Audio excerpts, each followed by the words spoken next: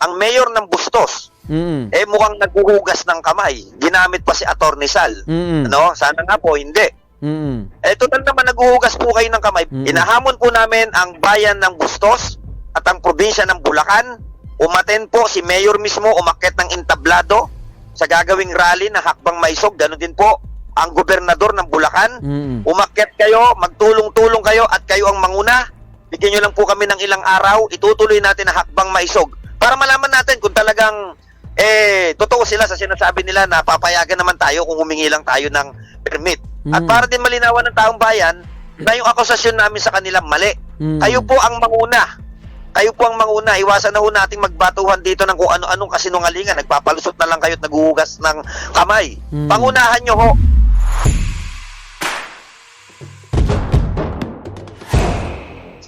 Alam nyo kasi po yung paglapit po natin sa Office of the Mayor is iba-ibang petsa po yan. Noong ako po ay napagkasunduhan, ako na po yung magpapareceive nung huling pinirmahan po nung may-ari ng authority to use the property. Ayun lang po yung moment na nagpunta po ako ng munisipyo at may mga katanungan nga po tayo doon at may mga pagkukwestiyon.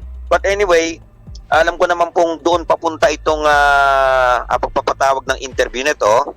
Siguro po ipasok ko na din kasi kahapon po may narinig po kaming pahayag ni Atty. Sal Panelo na di umano sinasabi niya po na siya po ay nagpunta doon sa munisipyo at nakausap po ang hepe ng police station doon at ganoon din po ayon sa kanya Payapon is nakausap niya po si Mayor at pinuntahan niya daw po itong lugar. So ang unang tanong ko lang po, yung pong nangyari nung umaga, nangyari po yan simula nung nakarang araw pa. No, nakarang araw po nangyari yon. I think that is Saturday. Around 2:30 in the morning nung dumating po yung sound system natin at sinusubukan na po magbaba ng mga materials doon. Na yun po yung pagkakataon na sinita na po sila ng mga pulis. So, nung umaga po noon, babalikan po natin, nung umaga noon, pinuntahan ko nga po yung area at inalam po natin bakit po sila sinita ng mga pulis dyan. At katulad nga po sa mga nauna kong pahayag, nagkaroon po kami ng tanungan ng pulis at sinasabi nga nila na they're just conducting a regular checkpoint. Kaya lang, nung tinanong na ho natin bakit po pinigilan nila yung pagbababa ng mga sound system dyan, doon na po nila sinabi nga na yan po ay may order sila na i-secure yung area dahil ayaw daw po ipagamit ng may-ari dyan. Okay, fast track po tayo. Natapos po na nagpahayag na hindi po matutuloy yung rally, siguro mga around 11 yon or 11:30, hindi ko lang alam yung eksaktong oras na nagpahayag tayo. Dahil di na po matutuloy yung rally, mga ganong oras. So, nagpunta po si Atty. Panelo doon alas 4. So, pumutok na po yung issue na yan Pumutok na yung issue, umaga pa lang, mainit na yung mga vloggers na andon. Kay Mayor, sana naglabas kagad po siya ng statement niya dyan para po pasinungalingan yung mga lumalabas na issue nung umaga pa lang. Tapos, number 2, totoo po yung sinabi ni Atty. Sal na malaki po yung lugar, malaki talaga. Pero mga kababayan, nakabakod po ng barbed wire yun. So the only way ng entrance ng pasukan sa likod, yun pong binarahan mismo ng truck na yon. Kasi kahit na po itanong nyo sa mga crew ng SMNI, maaga pa lang po, bumaba na sila dun sa area. Daanan po kasi yun. Actually, yung ulo po ng trailer truck na ipinarking doon, nakatapat po yun doon sa tinambakan naming lupa para makababa po doon yung mga sasakyan na daraan para po mag-ayos at mag-set up ng sound system, mga bakod at iba't iba pang mga kagamitan. Mismo po ang SMNI, ang crew ng SMNI, masasabi po nila yan, yun po yung dinaanan at yun lang po yung tanging daanan pababa. So, nagtataka lang ako kay Atty. Sal, meron po siyang panahon na magpunta sa Bustos. Pero bakit mas inuna niya pong magpunta sa Bustos kesa po kausapin yung mga organizer po niyan para sana nalaman niya po ano po ba yung katotohanan. Katulad po niyan, naglabas po ng ganyan sa media, ano po ang iisipin ng mga tao? Na ang mga vloggers po ba na nag-witness doon, yung mga taong nakaranas po ng mga kung ano-ano mang mga harassment, kami po na nag-press con dyan, tayo po na sumaksi sa press con yan, gusto po bang iparating ni Atty. Panelo na lahat po tayo sinungaling? So that's number 1. Number 2, bakit po pati yung sulat na ipinadala sa munisipyo bubusisiin pa ni Atty. Sal Panelo? Hindi naman po mga bobo ang organizer. No, alam po namin yung tinatawag na business correspondence. Alam po namin ang ABCs in writing, accuracy, brevity, and concisement. Pero po, wala naman pong wala naman pong formal na format na pre-forma na dapat ganito. At yan po, kaya ganyan po kahaba yung sulat na yan, sumunod po kami sa sinasabi ng BP 880 na dapat po details ibigay po, buong detalye. That is why, medyo mahaba po talaga yan. Ngayon, pasisinungalingan po din natin yung sinabi ni Mayor na willing naman po siyang magbigay ng permit. Paano niya pong sasabihin yon? Yung sulat po na binigay sa kanya, nakalagay na po yun doon na humihiling po kami ng permit. Ang tanong, binasa po ba nila yan? Or hindi na nila binigyan ng pansin yan kasi may direct order na wag na po ituloy na rally yan. Ngayon, ganito lang naman po kasimple ang panawagan natin. Kay Atty. Sal Panelo, ito po yung panawagan. At sa gobernador ng Bulacan, ganun din po sa mayor at sa mga pulis. Okay. Para po maiwasan na po natin ang anumang issue sa pangyayari na yan. Baka po, pwede nyo kaming pagbigyan ngayon dahil sinasabi nyo, willing pala kayo magbigay ng permit, di ba? O sinasabi nyo, maraming taong napiruwisyo dyan na pupunta. Baka po ngayon, pwede nyo kaming bigyan ngayon ng permit. Bigyan nyo lang po kami ng 2 linggo para ipara-para po ulit. No, lalo na yung mga taong malayo ang panggagalingan. I-prepare po ulit yung mga ginastos mo nilang pagpunta doon. At kung willing talaga kayo, para pasinungalingan ng lahat ng sinabi namin sa presscon, hinihikayat po namin ang gobernador ng Bulacan, ang mayor ng Bustos, kayo naman po, idaos po natin yung maisog rally dyan para malaman po kung sino po nagsisinungaling sa atin. Ganon din po kay Atty. Sal.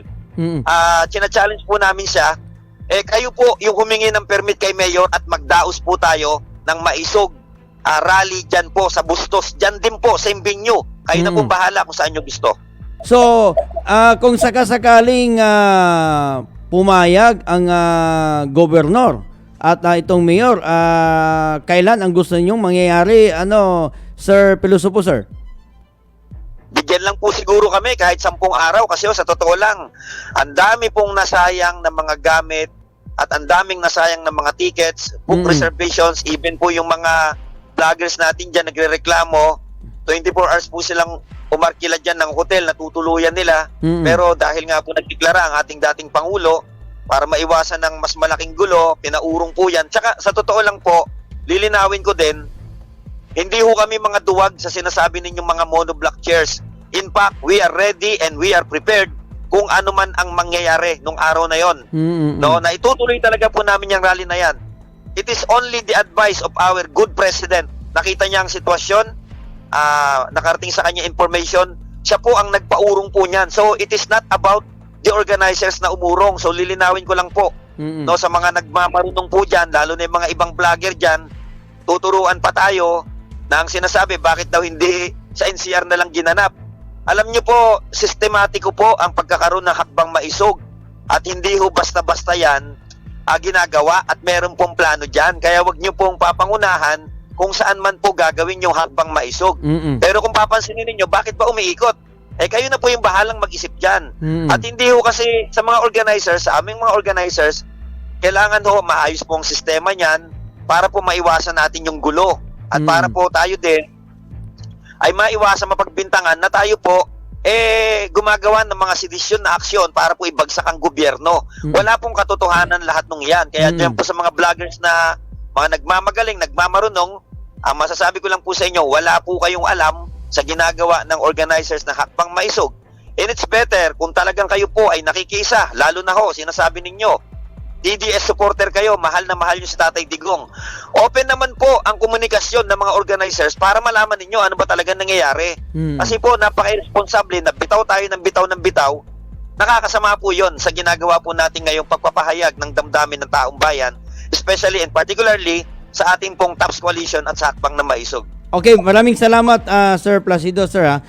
Balikan ko si Sir Berdel. Sir, nung sinabi mo na may pinakita siya na parang complain ng may-ari na ayaw niyang kayo'y papasok, pero walang signature yung may-ari mismo lang. Sino bang may naka-signature doon? Yung attorney o yung may-ari? Actually, sir, nung time po na pumunta sila dun sa site, nung kinonfront kami, wala po siyang hawak kahit anong papel. Nakita lang po namin yung letter na through dun sa police na nakausap ni Placido na ang nakapirma lang ay si Mr. Michael Hilario. Pero wala po doon na naka-inscribe na pangalan ng isang attorney Jose Cruz. So, Sir, saglit lang siya ha. Saglit lang, Sir Berdel. May singit ko lang ito. Yes, sir. Perma ni yung may-ari, si Michael, na sinasabi niya, humihingi siya ng assistance na ayaw na niyang, hindi siya pumapayag. Parang ganon ang letter na dala ng pulis. Yes po, yes po. Naitanong nyo ito kay, yung may-ari, Michael, na bakit kayo humingi ng assistance? Nag-uusap na tayo, pumirma na kayo. Naitanong nyo to. Sir. Yes po. Pasingit po ulit. Yes po, go ahead Kasi po, during the time na umikot po kami nung umaga doon, no? Right after po na makita ko yung sinasabi na ginawa po niyang request letter sa PNP na ni-receive po ng 7:40 PM, tinawagan po ng isa sa mga kasama ko yung may-ari. No, at ang bungad po ng may-ari, hingi ng dispensa, pinuwersa akong pumirma. Nako. So yan po yung malinaw. Recorded po yan. At Nako. any moment, ilalabas po namin. Sabi ko nga, kami po sakbang na maisog, no? Hindi ho kami, alam namin ang legalidad. Kaya alam yes. po namin proteksyonan yung sarili namin. So malinaw na sinabi po ng may-ari, na pare, pasensya na, talagang pressure na pressure ako. Pinilit nila akong, pinuwersa nila akong papirmahin. Yun po ang sinabi ng may-ari. Okay. Ang tanong natin ngayon sa ating mga kababayan o ang tanong nating mga kababayan, bakit na parang ayaw nila na ipaabot ang ating mga saloobin? When in fact, meron nga tayong nakita, di ba? I think kahapon na tayo, may nagrally dyan sa Metro Manila in favor naman sa gobyerno. Bakit tayo na mga kababayan o kayo, mga nais niyong maipaabot yung mga hinaing ninyo sa ating gobyerno, bakit tayo pinipigilan? Anong masasabi ninyo diyan? Ganito nga po 'yon. Total naman po, ang mayor ng Bustos, mukhang naghuhugas ng kamay. Ginamit pa si Attorney Sal. Ano? Sana nga po hindi. Total naman naghuhugas po kayo ng kamay. Bigyan niyo po kami ng 10 araw, no? Inahamon po namin ang bayan ng Bustos at ang probinsya ng Bulacan.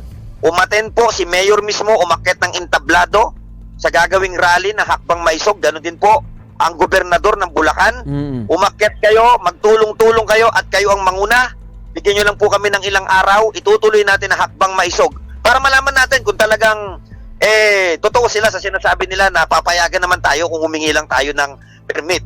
At para din malinawan ng taong bayan na yung akusasyon namin sa kanila mali. Kayo po ang manguna. Kayo po ang manguna. Iwasan na ho nating magbatuhan dito ng kung ano-anong kasinungalingan. Nagpapalusot na lang kayo at naguhugas ng kamay. Pangunahan nyo ho at pupunta po ang mga maisog sa Bustos, Bulacan. Gusto ko lang po munang linawin sa inyo, hindi po ako galit, no? Medyo malakas po yung boses ko kasi po naubusan na ako, paus na po ako. Dahil simula po nung sinimulan natin ang pag-aayos niyan, marami po tayong kinakausap, marami tayong taong nakakaharap. Wala naman po tayong mga mikropono. Kailangan talagang ang salita ko itaasan. Kaya ang boses ko po, medyo paus na po ako, kaya wag niyo pong isipin na galit ako. So again, mga kababayan, tayo po hindi tayo nanggugulo sa kasalukuyang gobyerno. Tayo po ay nagtatanong, no? May mga gusto po tayong malaman at gusto po nating iparating ang damdamin ng taong bayan. Ngayon, sa mga local government units, kung talagang kayo po ay para kayo sa tao, para kayo sa inyong mga constituents, bigyan nyo ng pagkakataon na itong mga taong to is makapagpahayag. Huwag nyo pong isuppress, huwag nyo supilin ang kanilang mga damdamin para iparating sa inyo. Kung sa inyo pa lang po, binubusalan nyo na ang bibig ng ating mga kababayan, kawawa naman yung mga taong nagtiwala sa inyo at umasa na mabibigyan nyo po sila ng mabuting liderato. Kung sa pagpapahayag na lang po, tapos na silang gawin yon, paano pa ho nila tatanungin yung mga bagay na saan napupunta ang pondo ng bayan habang dumadami ang inyong mga resort? May resort kayo sa Morong, may resort kayo sa Sambales, meron kayong mga construction firm. So, di ba? So, gusto ko lang po dyan sabihin, Bayan muna po sana bago ang sarili. Maraming salamat po.